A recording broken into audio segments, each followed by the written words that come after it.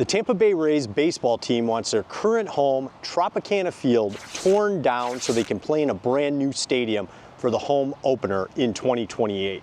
Yes, the Rays play in St. Pete, not Tampa, for those that don't know. I can't blame them for wanting a new crib. This place is over 34 years old, and it's referred to as one of the worst stadiums in Major League Baseball, along with the Oakland Coliseum. But here's the catch. You know, it's been...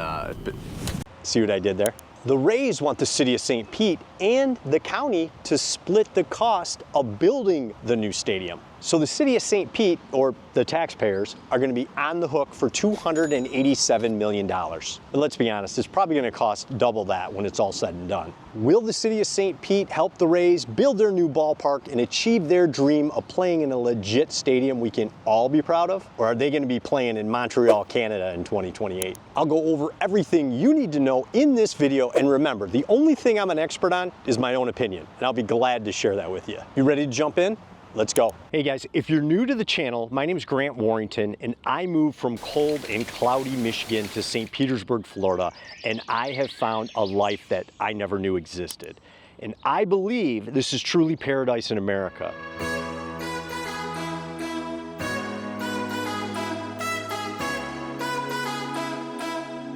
Explore it with me, and I'm gonna show you why you should either move here, visit here, or invest here. Don't forget to subscribe and like this video. Now let's go. I'm standing at home plate of the future Tampa Bay Rays ballpark.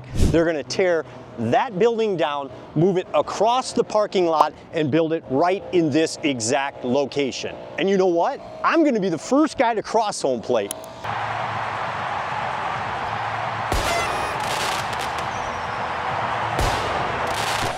Okay, that was stupid.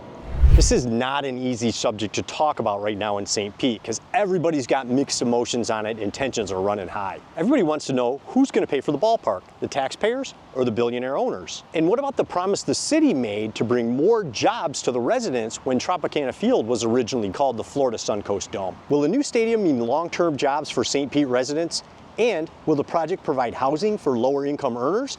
Or will it push them out of the city completely? Let's dive in and look at exactly what's going on with the proposal, who will benefit the most, and who's going to pay for it. Let's go. This decision has been weighing heavily on city council members, and many of the documents still in a draft version. They go on break for the next 4 weeks, and that's when they'll have to come back and make a decision. Some seem very overwhelmed that they may not be prepared before the deadline. Another committee of the whole workshop is slated for July 9th, and a second hearing and final vote is scheduled for July 11th.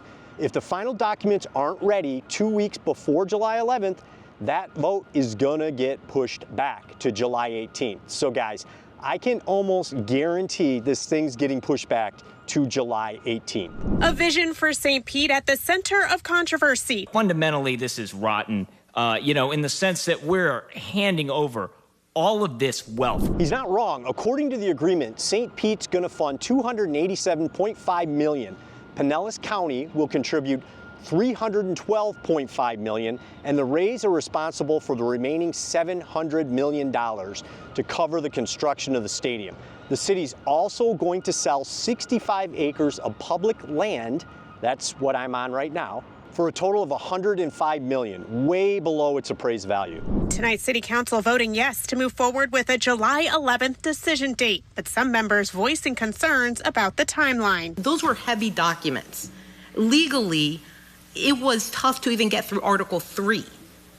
And they still, when I went through it, there was a lot of cleanup that needed to be done. Council members are now discussing increasing attorney fees that negotiate the deal from $950,000 to $1.5 million. That's a small price to pay, really, for a $1.3 billion stadium. City Council crunching numbers about investing more than $287 million to help build a $1.3 billion stadium for the Tampa Bay Rays. The project comes with the promise of redeveloping the surrounding historic gas plant neighborhood.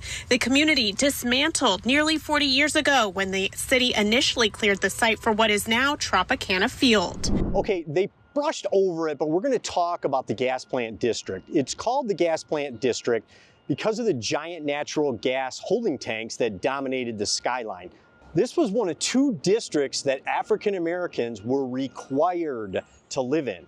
It was established back in the late 1800s, and in the 1980s, the city decided to build what is now Tropicana Field, and it started relocating the residents. On September 7th, 1978, the city council passed a resolution declaring the neighborhood a redevelopment area, which meant African-American residents had to leave. Over 500 African-American families and 280 businesses were kicked out over the years to make way for the city's redevelopment and eventually the new ballpark.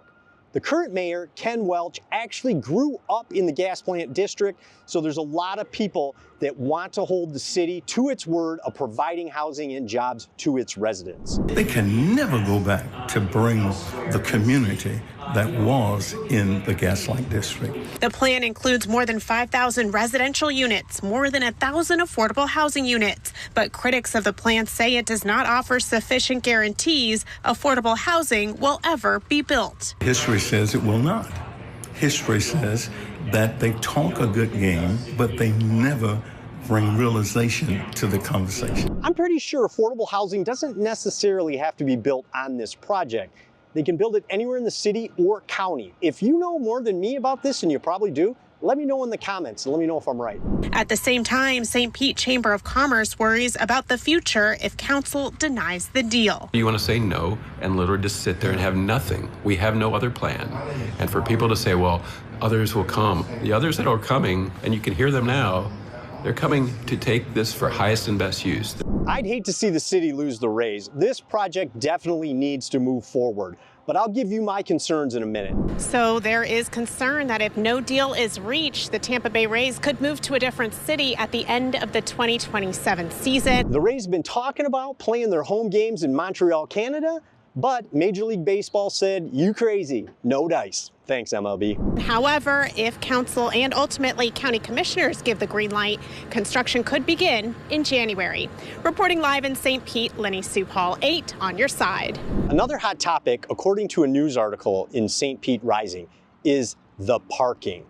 They need 14,000 parking spots, and are those going to be ready in year 1 or year 20 of this 20-year project? They're going to need to start building parking decks immediately so that all the people coming to these games got a place to park. The Rays will also be in a 30-year non-relocation agreement. That means they can't talk to other teams about moving away or moving to other cities, which is great. If this deal's approved, the Rays are planning on starting construction in early 2025, and they plan on throwing out their first pitch in their brand new stadium right where I'm standing at the home opener of the 2028 season. I'm originally from Michigan, and in the last 24 years, we built 3 stadiums in Detroit.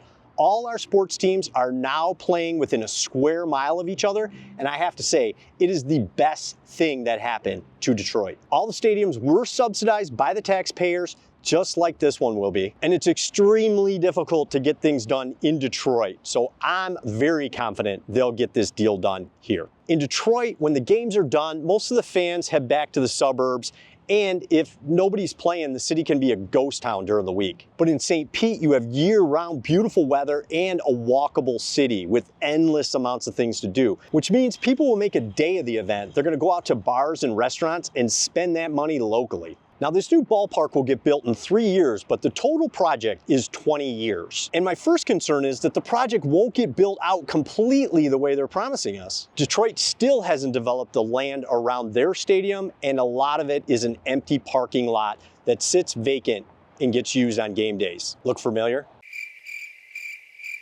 I think the city needs to move forward with the new stadium, because once you lose a professional team, you're not going to get them back, and losing the Rays would crush the spirit of the city. The commitment to growth in this city is going to attract more people that want to move, vacation, or invest in the Sunshine City and spend their money on local businesses, baby. St. Pete is truly a paradise, and the city will be set up for success for the next 20 years. But here's my second concern, which kind of ties into my first concern. I'm a real estate investor, so I would want to control all this land. It sounds to me like the city's practically giving away 65 acres of public land at that $105 million price point. I don't know what it's worth, just what I read in the articles, but if I was the city, I'd want to own it so I can control it and sell it off to developers as they move the project forward. If you don't control the land, how can you control the project and make sure that it's continuing to get built over the next 20 years? If you want more information, there's a great article in St. Pete Rising written by Veronica Brazina